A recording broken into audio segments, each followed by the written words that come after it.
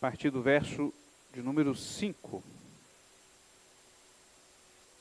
A palavra de Deus assim nos diz: No dia seguinte, reuniram-se em Jerusalém as autoridades, os anciãos e os escribas, com o sumo sacerdote Anás, Caifás, João, Alexandre e todos os que eram da linhagem do sumo sacerdote. E pondo-os perante eles, os arguíram: Com que poder ou em nome de quem fizestes isto? Então Pedro, cheio do Espírito Santo, lhes disse: Autoridades do povo e anciãos, visto que hoje somos interrogados a propósito do benefício feito ao homem enfermo e de modo por que foi curado, tomai conhecimento vós todos e todo o povo de Israel, de que em nome de Jesus Cristo Nazareno, a quem vós crucificastes e a quem Deus ressuscitou dentre os mortos, sim, em seu nome é que este está curado perante vós. Este Jesus é pedra rejeitada por vós, os construtores, a qual se tornou a pedra angular. E não há salvação em nenhum outro, porque abaixo do céu não existe nenhum outro nome dado entre os homens, pelo qual importa que sejamos salvos. Ao ver a intrepidez de Pedro e João, sabendo que eram homens iletrados e incultos, admiraram-se e reconheceram que haviam eles estado com Jesus. Vendo com eles o homem que fora curado, nada tinham que dizer em contrário. E mandando-os sair do sinédrio, consultavam entre si, dizendo: Que faremos com estes homens? Pois, na verdade, é manifesto a todos os habitantes de Jerusalém que um sinal notório foi feito por eles, e não podemos negar. Mas, para que não haja maior divulgação entre o povo, ameacemo-los para não mais falarem neste nome a quem quer que seja. Chamando-os, ordenaram-lhes que absolutamente não falassem nem ensinassem em nome de Jesus. Mas Pedro e João lhes responderam: Julgai se é justo diante de Deus ouvir-vos antes a vós outros do que a Deus? Pois nós não podemos deixar de falar das coisas que vimos e ouvimos. Depois, ameaçando-os mais ainda, os soltaram, não tendo achado como os castigar por causa do povo, porque todos glorificavam a Deus pelo que acontecera. Ora, tinha mais de 40 anos aquele em quem se operara essa cura milagrosa.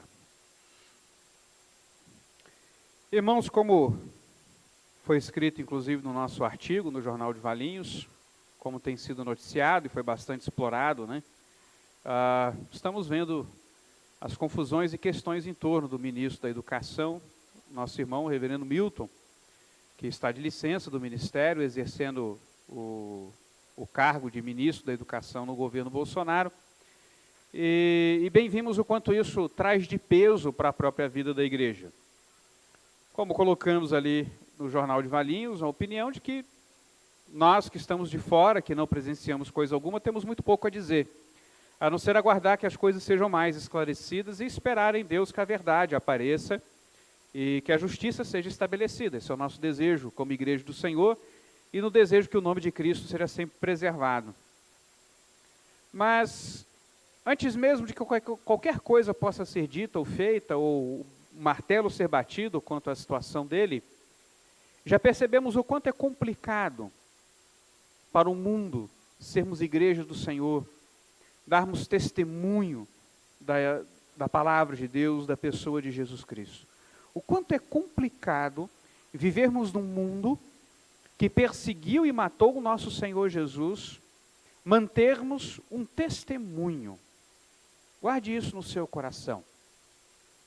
É complicado, é difícil, e sabemos que a vigilância tem que ser todo o tempo, e sabemos o quanto somos desafiados pelos poderes deste mundo, estamos sendo observados pelas pessoas neste mundo.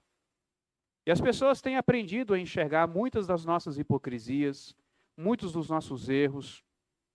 Os falsos mestres têm sido denunciados à torta e à direita, e a dificuldade que muitas vezes eles são associados conosco. Porque o mundo não está ligando em ser justo. Tudo que o mundo quer é que o nome de Cristo seja riscado da história. Essa é a verdade.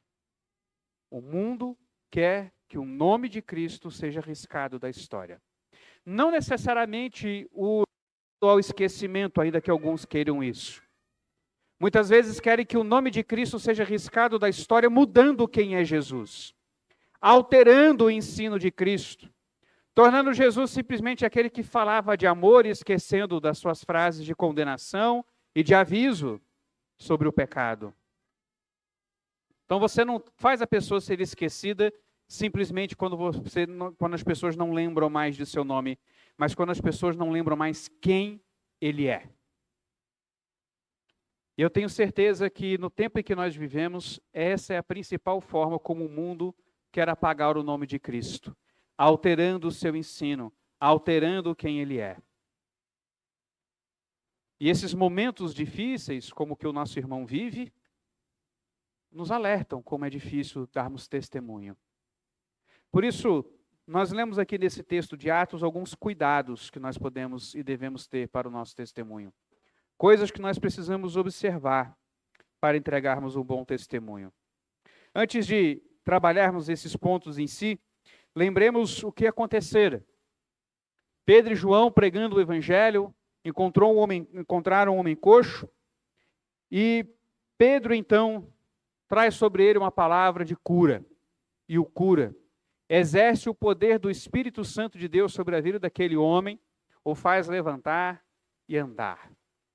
Uma coisa eu tenho, em nome de Jesus, levanta e anda. Isso trouxe um grande alvoroço. As pessoas, vendo a pregação e vendo os sinais, sabendo que, portanto, eles estavam de fato com a pessoa de Jesus, percebendo que Jesus continuava a agir através dos seus discípulos, começa a rodear os apóstolos como eles rodeavam Jesus Cristo. Começam a seguir os apóstolos sabendo que ali continuariam a ter e beber de Jesus Cristo. E isso é viver uma vida de discipulado. Quando as pessoas vão até você e recebem mais de Cristo. Isso é ser discípulo. Quando você é um falso discípulo, as pessoas vão até você e recebem de você. Percebem a diferença? E essas pessoas ávidas por Cristo Jesus vão a Pedro e João, 5.000 são acrescentados após o discurso, após a pregação de Pedro sobre o Evangelho. Então é óbvio, o Sinédrio, as autoridades, basicamente formada pelo aquele grupo chamado de saduceus, reagem, prendem os discípulos porque eles pregavam no templo, e ali eles tinham certa autonomia, um certo poder de polícia. Podiam tirar pessoas, prender pessoas, só não podiam matar pessoas. A não ser se elas atravessassem certo ponto do templo, que ali era dito que eles não mais se responsabilizavam pela vida. Os gentios que atravessassem aquela parte do templo seriam mortos. Mas os discípulos eram judeus, não eram gentios. Eles estavam no templo pregando, os saduceus então os tomam, levam ao sinédrio, e os interrogam. E nesse momento nós vemos um momento de tensão, em que nós percebemos os poderes deste mundo, ou os poderes que se opõem a Deus, aqueles que deveriam, na verdade, se submeterem a Deus, amarem a pregação do Evangelho e apoiarem os discípulos. Aqueles que diziam conhecer a lei de Moisés, porque os saduceus não aceitavam o restante do Antigo Testamento. Não os tinham como escritura autoritativa. Não reconheciam a necessidade de um Messias, porque interpretavam mal o Pentateuco. Não reconheciam que Jesus já estava lá. Mas mesmo como discípulos de Moisés, sabedores de que eles estavam falando coisas que eram concernentes à lei de Deus, consideravam aqueles traidores e queriam acabar com a pregação do nome de Cristo. Lembremos que estes mesmos acusaram Jesus de estar curando pelo poder de Belzebu. Por isso eles questionaram os discípulos. Em nome de quem fazem estes sinais? Quem está com vocês? Eles queriam algum ensejo, alguma coisa que fizesse calar os lábios daquelas pessoas ou diminuir a aceitação dos apóstolos perante as multidões. Mas a reação dos apóstolos, queridos, a reação de Pedro e João, nos traz avisos, nos traz cuidados tremendos, então, para o nosso testemunho. A primeira coisa que nós vemos aí, queridos, que nós não podemos nos comprometer com este mundo. Você quer dar um bom testemunho, não tenha compromisso com este mundo. Olha o que o texto nos diz. Reunido ali o sinédrio, estes homens cheios do Espírito Santo, tendo sido arguidos pelo nome de quem eles fizeram aquele sinal, eles respondem: autoridades do povo e anciãos, visto que hoje somos interrogados a propósito do benefício feito a um homem enfermo e do modo por que foi curado, tomai conhecimento vós todos e todo o povo de Israel, de que em nome de Jesus Cristo Nazareno, a quem vós crucificastes e a quem Deus ressuscitou dentre os mortos, sim, em seu nome é que este está curado perante vós. Vocês estão percebendo o que Pedro está fazendo? Ele está sendo arguido aqui. A ideia da palavra é uma inquirição como uma inquisição. Sabe aquela cena de filme do camarada sentado, aquela luz forte na cara dele? É mais ou menos aquilo ali. Em nome de quem que você está fazendo isso? Não era uma pergunta simples, não era uma inquirição normal. Meu querido, olha, vem cá, por acaso, em nome de quem que você fez esse sinal? Não era algo tranquilo, era algo duro, era algo que os desafiava. Mas a reação de Pedro não foi de alguém que se intimidou. A reação de Pedro foi de alguém que acusou-os de volta. Veja, foi em nome de Jesus Cristo Nazareno, a quem vós crucificastes e a quem Deus ressuscitou dentre os mortos. Sim, em seu nome é que este está curado perante nós. Ele os acusa de volta. Vocês querem me inquirir? Eu vou dizer quem são vocês. Quando nós estamos comprometidos com este mundo, nós arrefecemos o nosso discurso. Quando estamos comprometidos com as ideias e as linhas deste mundo, a gente fica meio que com medo de fazer acusações. A gente fica meio que com medo de dizer a este mundo quem é este mundo. Sabe?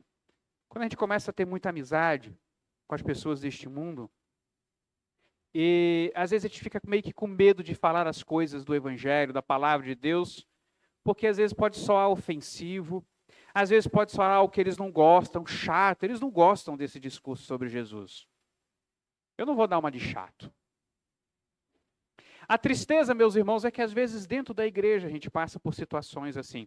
Eu lembro num grupo de irmãos cristãos, ou pelo menos a maioria de cristãos, que numa colocação que foi feita ali, falando sobre uma situação até envolvendo Deus, Jesus Cristo e tudo mais, eu dei uma explicação a mais para mostrar que o peso era ainda maior daquela situação. E expliquei teologicamente o que estava acontecendo ali, para que as pessoas entendessem, olha, é muito profundo do que vocês estão pensando. E num grupo que às vezes os incrédulos soltavam seus palavrões, traziam algumas mensagens sujas, eu tive de ouvir de um irmão: não precisa pastorar.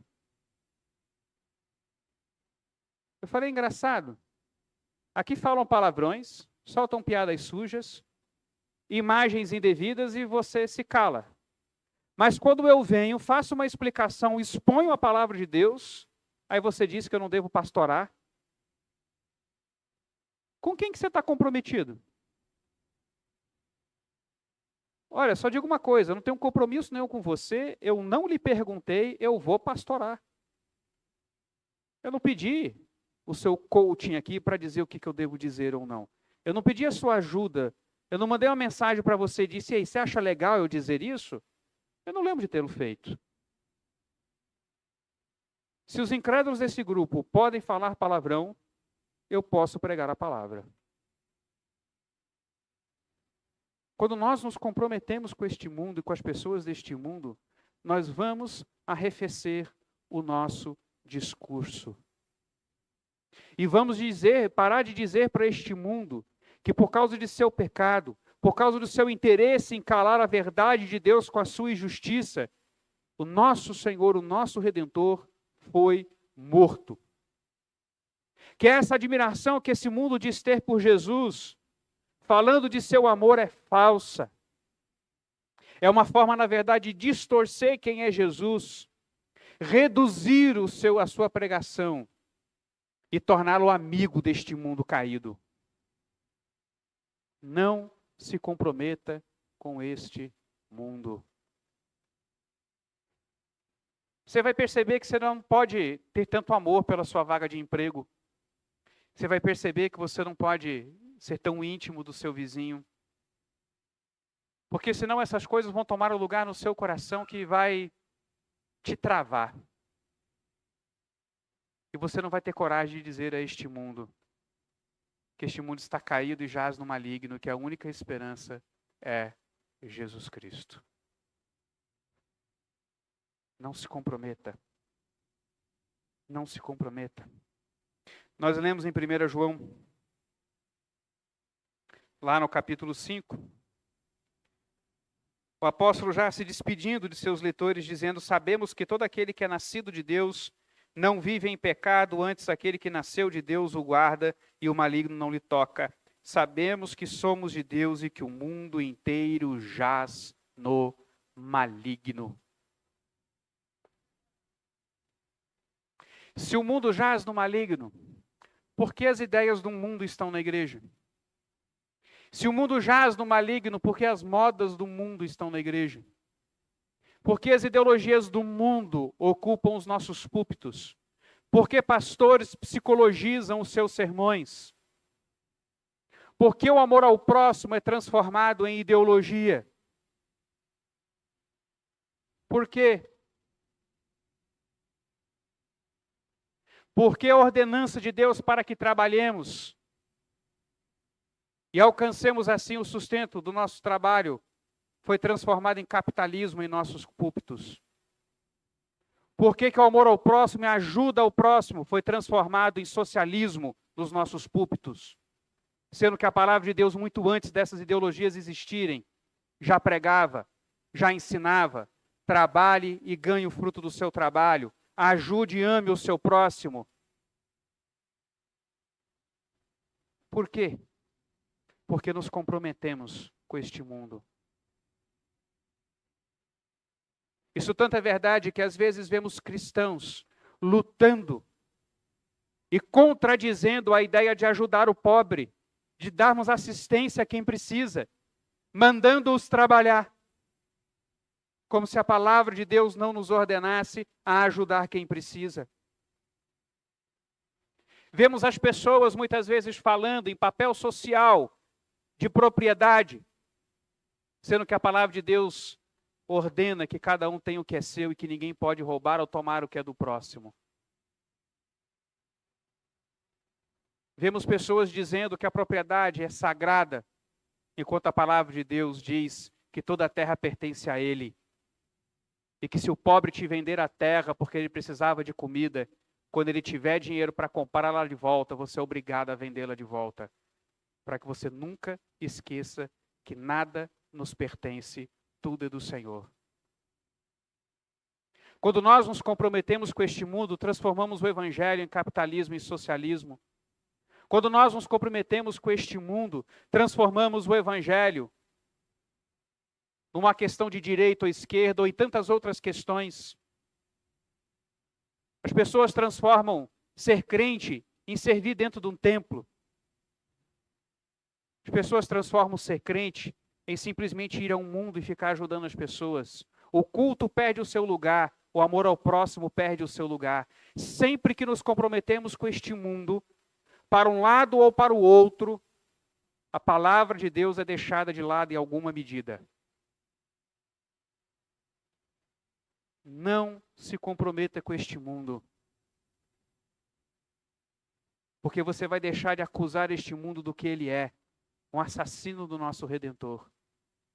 Este mundo odeia o Evangelho, então não pense que assumindo uma ideologia deste mundo, que você estará seguindo o Evangelho. Não pense isso. Não faça isso. pregue o Evangelho, testemunhe o Evangelho do nosso Senhor Jesus Cristo, porque as ideologias deste mundo ou te fazem posses deste mundo, ou te fazem idolatrar sistemas que por si só deixam de reconhecer a própria pecaminosidade humana e que não há esperança no próprio homem. Pedro está dizendo, só há esperança no nome de Cristo, não há outro nome pelo qual importa sejamos salvos, a não ser o nome de Cristo. Testemunhe Cristo, fale de Jesus, onde quer que você esteja. A sua ideologia, o seu assunto é Jesus Cristo de Nazaré, que este mundo matou e quer apagar o seu nome da história. Não se engane. Nenhum pensamento deste mundo tem compromisso com Cristo. Nenhum. Segundo cuidado que você deve ter, viva o que você prega. Viva o que você prega. Veja o que saltou aos olhos desse sinédrio, desses saduceus. Eles veem a intrepidez de Pedro e João, e sabendo que eles eram homens iletrados, que tendo essa intrepidez só podia significar uma coisa: eles estavam com Jesus. Os milagres de Jesus eram inegáveis. Os saduceus, os fariseus, eles não duvidavam que Jesus fazia milagres. Eles não duvidavam que Jesus podia fazer o que ele dizia fazer. Mas eles não queriam saber. Eles queriam seus poderes. Eles queriam suas colocações. Então eles ignoravam este fato ou não criam no significado deste fato, de que ali estava a salvação deste mundo. Ali estava aquele que desfaria a obra da serpente. Mas eles não podiam negar que assim como Jesus, Pedro e João fizeram milagres. Eles não podiam negar que aquele coxo estava andando ali diante dos seus olhos. Já era um homem velho, todo mundo sabia que ele era coxo. Mais uma vez, Deus cura alguém que ninguém pode negar o que aconteceu. As multidões presenciaram. Mas veja que diante disso tudo, o que sai, o que chama a atenção é a intrepidez dos nossos irmãos. Isso vem da certeza do que você está fazendo. Isso vem da certeza daquilo que você crê.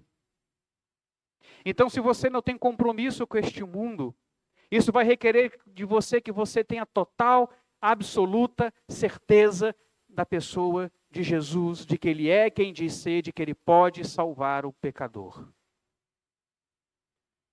Viva isso, de modo que enxerguem isso em sua vida. Viva essa realidade, viva este fato. Nós lemos Pedro falando sobre isso, o próprio apóstolo Pedro, que lembra que Jesus Cristo é essa pedra angular. Se lembrarmos bem do discurso, da conversa de Jesus com Pedro, Jesus perguntando a Pedro, e tu, quem dizes sou eu? Tu és o Cristo, o Filho de Deus. E Jesus diz a Pedro, bem-aventurado és porque não foste carne ou sangue que te revelaste essas coisas, mas foi o Espírito de Deus quem te revelou. Tu és Pedro, mas sob esta pedra eu erguerei a minha igreja. Os católicos dizem que Jesus está falando do próprio Pedro como a pedra sobre a qual a igreja é erigida. Mas você vê Pedro aqui dando testemunho de que essa pedra angular é Jesus. Essa pedra é importante, a pedra que foi rejeitada por aqueles que deveriam ter reconhecido que era a pedra digna de se erigir o templo de Deus. Porque era isso que os sacerdotes faziam. Quando havia uma manutenção ou construção do templo, eles iam olhando as pedras e vendo as que seriam devidas para a construção do templo. E eles deveriam ter olhado para Jesus e dito, esse é digno. mas eles rejeitaram, conforme o Salmo 118 nos diz. Eles dão um testemunho diferente do que dizem crer, mas Pedro e João foram intrépidos. Mostraram com a sua intrepidez que eles viviam o que criam. Por isso também Pedro nos disse lá no capítulo 2, versos 11 a 17, quando nós lemos: Amados, exorto-vos como peregrinos e forasteiros que sois, a vos absteres das paixões carnais que fazem guerra contra a alma, mantendo exemplar o vosso procedimento no meio dos gentios, para que naquilo que falam contra vós outros, como de malfeitores, observando-vos em vossas boas obras, glorifiquem a Deus no dia da visitação. Veja o que Pedro está dizendo. Que as suas boas obras sejam suficientes para que aqueles que o acusam desistam da sua acusação, deixem de falar o que estão falando, porque os frutos vão mostrar quem são vocês. Que quando os acusarem, que seja injustamente, indevidamente. Este mundo vai nos acusar. Eles acusaram o nosso Senhor Jesus de operar milagres pelo poder de Beelzebu, por estar levantando as multidões contra o Império Romano, e assim conseguiram que Jesus fosse morto. Mas viva de tal modo que as pessoas não tenham dúvida de que você crê na pessoa de Jesus.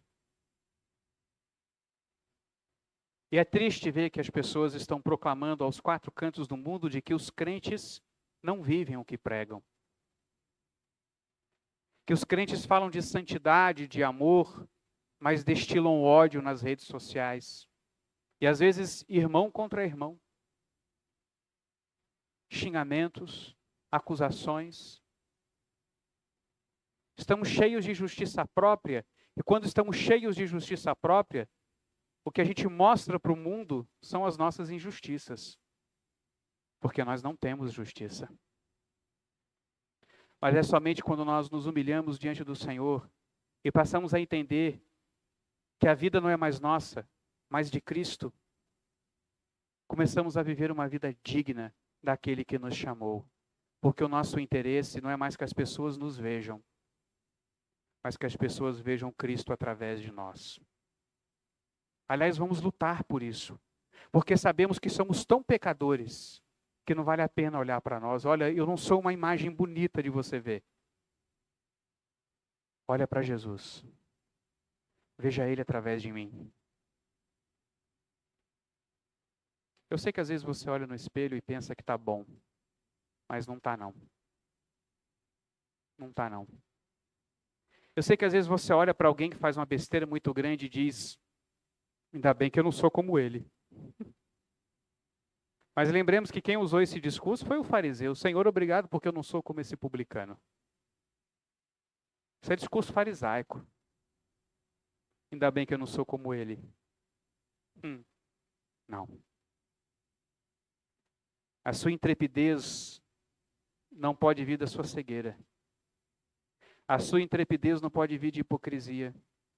A sua intrepidez não pode vir do fato de que as pessoas não sabem realmente quem você é. A sua intrepidez tem de vir da certeza de que não há outro nome pelo qual importa que sejamos salvos.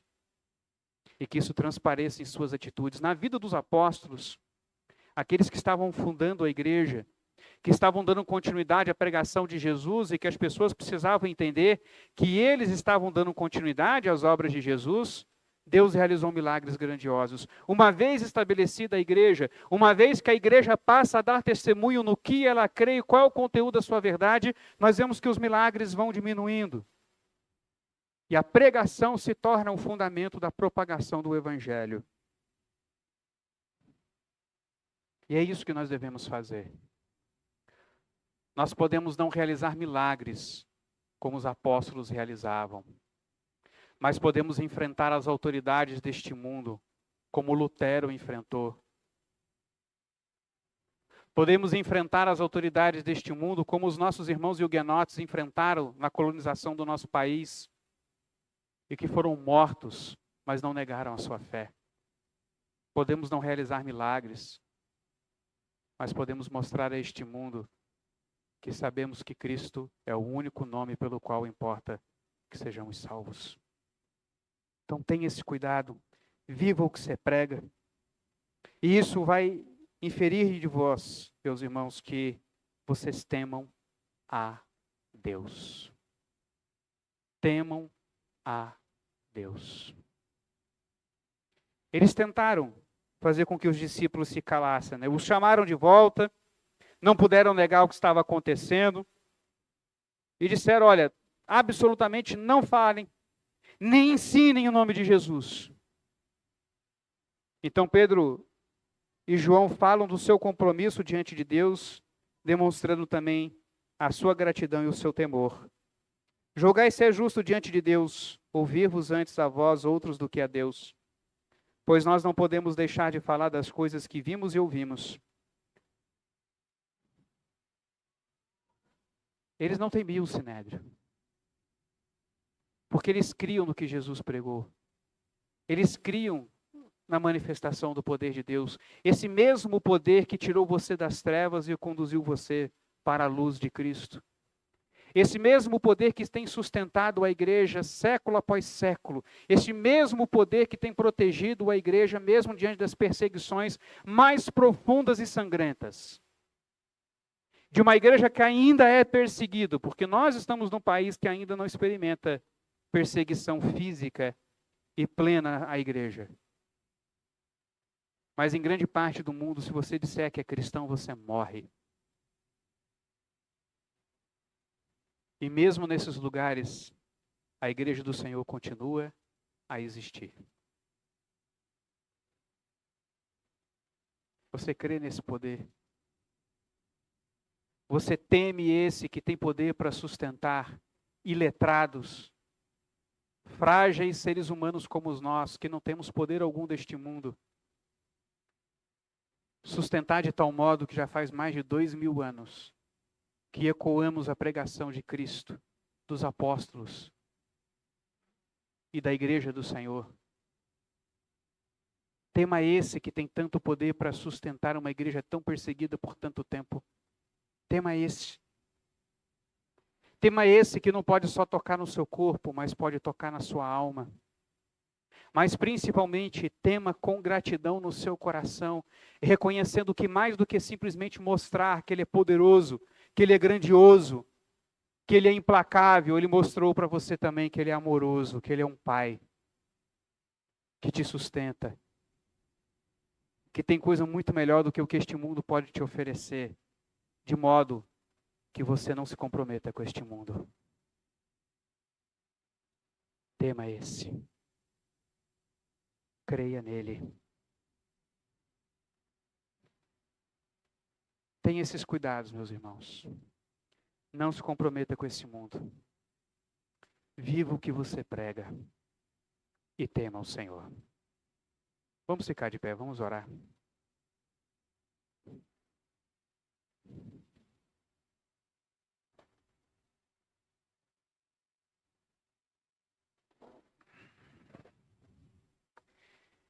Deus Santo e amado, louvamos o Teu nome. Pelo exemplo dos nossos irmãos, que de forma tão dura e terrível, ó Pai, pregaram o Teu Evangelho, enfrentar as perseguições deste mundo.